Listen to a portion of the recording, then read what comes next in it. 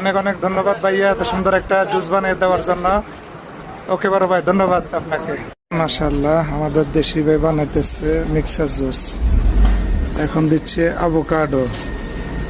Avocado অনেক ভালো একটা ফল, সুস্বাদু।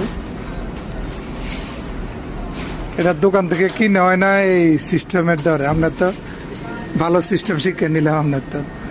এখন দিচ্ছে স্ট্রবেরি মিক্সার জুস হবে।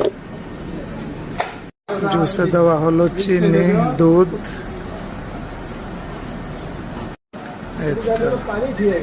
মিল্ক দেওয়া হচ্ছে এখন মিক্স জুসে। রেডি হয়ে যাচ্ছে মিক্সার জুস। ভাইয়ের দোকানটা হলো জিন পাহাড়।